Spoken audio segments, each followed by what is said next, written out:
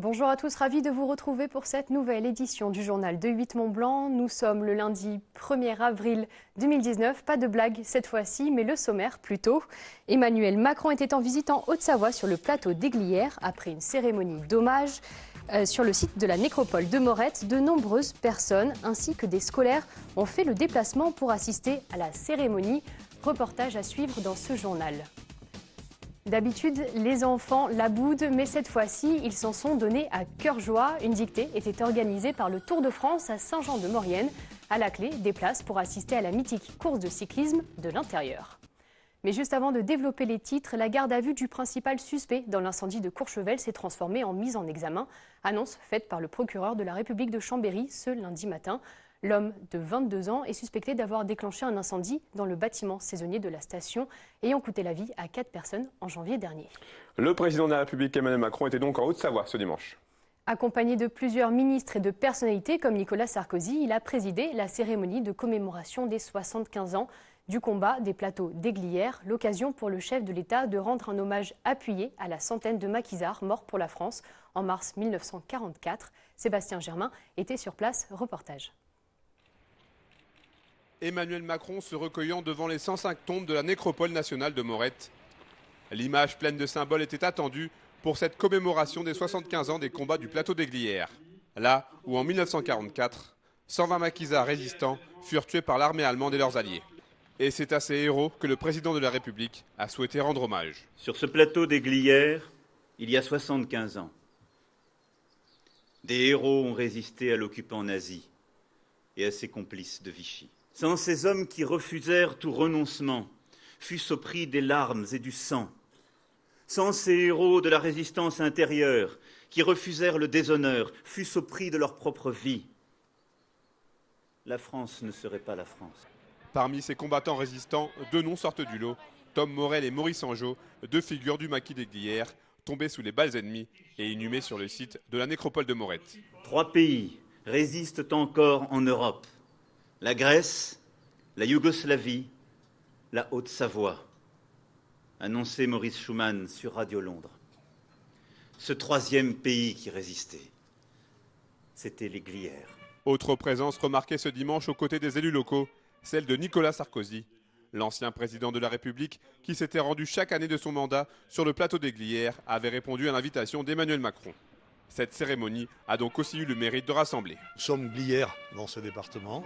Esprit de résistance, esprit de partage, esprit de transmission de toutes ces valeurs. Et nous essayons de les transposer au quotidien dans notre vie de tous les jours.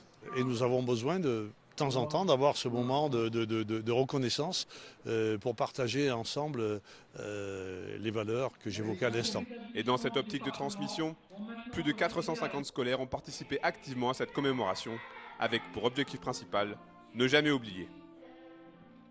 Ça me rappelle la guerre, ça me rappelle qu'il y a des gens qui sont battus pour nous, pour qu'on soit libre et pour qu'entre guillemets on ne soit pas dans une dictature. Du coup ça me fait plaisir de venir ici pour qu'on se rappelle de ces personnes en fait et qu'elles ne soient pas dans l'oubli. Ça s'est fait dans le respect. Et ça, j'ai trouvé très important que l'on puisse respecter aujourd'hui la cérémonie sans aucun jugement par rapport aux différentes situations qui se passent aujourd'hui en France. Il ne faut pas oublier, car si vous oubliez, vous êtes condamné à revivre le passé. La cérémonie s'est achevée sur un moment très émouvant, le fleurissement par des enfants des 105 sépultures pendant l'appel aux morts. C'est un projet un peu fou, faire revivre un bateau du début du XXe siècle. Et oui, l'Espérance 3, c'est son nom, verra le jour d'ici 2 ans. Sur ces images, vous allez le voir en miniature. Le bateau servira d'outil pédagogique, écologique, mais aussi touristique. Long de 18 mètres, sa construction serait impossible sans les dons et la participation de la région à hauteur de 397 000 €. Le chantier sera ouvert au public. Encore un peu de patience avant de pouvoir monter à bord. Les conditions d'accès au Mont Blanc par la voie normale changent. Pensez à réserver à partir de l'été 2019, une mesure mise en place suite à de nombreux actes d'incivilité et la surfréquentation du sommet ces dernières années. Il faudra donc décliner son identité et celle de ses accompagnateurs pour se rapprocher des neiges éternelles. Reportage de Camille Rivollet.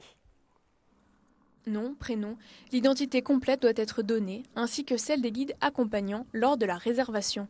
Ce sont les nouvelles conditions pour accéder à la voie normale du Mont Blanc et aux différents refuges sur le chemin.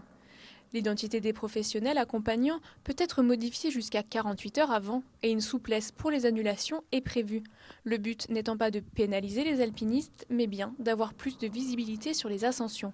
Une victoire pour Jean-Marc Peyex. Le maire de Saint-Gervais-les-Bains se bat depuis plusieurs années pour régulariser l'accès au toit de l'Europe.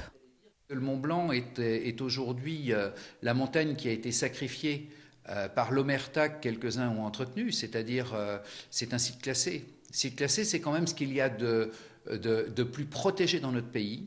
Eh bien, c'est ce qui a été le moins respecté dans notre pays, parce qu'il y avait des intérêts qui faisaient que surtout il ne fallait pas parler en mal du Mont Blanc, surtout il ne faut pas dire qu'il y a de la surfréquentation, surtout il ne faut pas dire qu'il y a des ordures et des excréments tout au long du chemin, surtout il ne faut parler que du Mont Blanc en bien. Eh bien, le Mont Blanc, cette image-là, elle a fait en sorte qu'aujourd'hui, c'est une montagne qui a été salie, irrespectée, et il est temps de revenir à l'essentiel, c'est-à-dire à respecter le Mont Blanc, et c'est simplement ce qu'on veut faire. Si les refuges du Nid d'Aigle, de Tête-Rousse, du Goûter et le camp de base de Tête-Rousse possèdent au total environ 250 places, ce sont 450 demandes qui se bousculent chaque jour. Une surfréquentation qui engendre des bivouacs illégaux et de mauvais comportements. Christian Jacquier connaît cette montagne comme sa poche. Guide de haute montagne, il a gravi le Mont Blanc une 60aine de fois. Depuis ses débuts, il a vu les comportements changer. Il se passait des choses depuis quelques années, des choses qui étaient un peu inacceptables. Il y avait quand même presque par moment une mise en danger de la vie d'autrui, c'est-à-dire des gens qui montaient sans préparation, sans compétences techniques, sans matériel, qui faisaient un petit peu n'importe quoi. Donc les guides, par moments, se sentaient mis en danger. Également les secouristes qui étaient appelés à tout bout de champ, et surtout à des moments où il y avait des chutes de pierres importantes. Donc je pense qu'il y avait un vrai souci au niveau de la sécurité quand même. Cette régularisation devrait améliorer l'organisation des réfugiés des guides, stopper les montées non préparées et permettre ainsi à tous les alpinistes d'évoluer sur le plus haut sommet d'Europe dans des conditions plus sûres et plus sereines. À noter que les réservations pour l'ensemble des hébergements se feront du 16 avril au 6 mai. Les places sont mises en vente au fur et à mesure. Les réservations faites antérieurement à ces changements pour l'été 2019 ne sont pas remises en question. Cauchemar pour certains, mais cette fois-ci, la dictée était très ludique. Les élèves de 3 classes de collège et de primaire de Saint-Jean-de-Maurienne se sont prêtés au jeu de la dictée. Organisé par le Tour de France, le but était d'annoncer aux jeunes des établissements scolaires le passage du Tour dans la commune. Petit plus, la visite d'un ancien grand champion emblématique de la course et des places à gagner. Florian Brenin en a profité pour tester ses bases en grammaire. Reportage. À l'occasion du départ de la 19e étape du Tour de France à Saint-Jean-de-Maurienne, le 26 juillet prochain, une dictée a été organisée le 29 mars, où les enfants des établissements scolaires de la commune se sont rendus. Le double vainqueur du Tour de France en 1975 et 1977, Bernard Thévenet, était présent pour faire la lecture du texte aux élèves. Bernard Thévenet, outre ses grandes qualités humaines et le grand champion, est ambassadeur de la ville de Saint-Jean-de-Maurienne. Il nous semblait intéressant et important. En tous les cas, nous avons pensé à lui spontanément. Il est régulièrement dans notre cité. Donc Bernard, ambassadeur de la ville de Saint-Jean-de-Maurienne, en Maurienne, le Tour de France, tout était réuni pour que ce soit lui qui officie pour cette dictée. Nous souhaitions, à travers ce rassemblement d'écoliers et de collégiens, mêler sport et culture et en même temps parler du Tour et le mettre en perspective. Le texte en question était issu du journal de la Maurienne. Il traite de cyclisme, de l'arrivée du Tour de France au mois de juillet prochain. On y retrouve également le nom de la ville et le nom du maire pour donner aux enfants des points de repère et leur permettre de se sentir proches de leur localité. C'est important de faire découvrir ce qu'est le Tour de France aux enfants. C'est important de les initier au Tour de France et au cyclisme parce qu'il y a 40 ou 50 ans, les enfants venaient naturellement en vélo maintenant. Il y a beaucoup de sports qui vont se présenter ou qui vont recruter dans les écoles depuis très tôt. Donc si nous, on veut garder aussi des cyclistes pour plus tard, on a intérêt à intéresser les enfants au cyclisme dès leur plus jeune âge.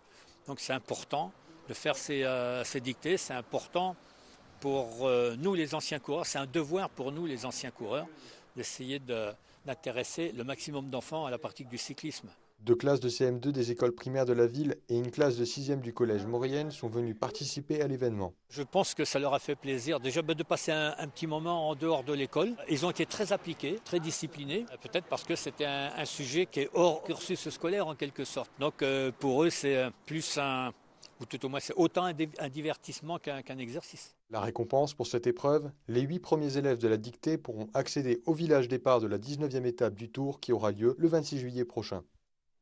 C'est la fin de ce journal. On se quitte sur ces images du super slalom de la Plagne. C'est le plus long slalom du monde avec 320 piquets, 4 km de descente et 800 mètres de dénivelé. 450 participants se sont réunis samedi 30 mars pour dévaler les pistes dans la bonne humeur et parfois même déguisés comme vous le voyez. Sébastien, je te laisse conclure. Passez une très bonne soirée et moi je vous dis à demain.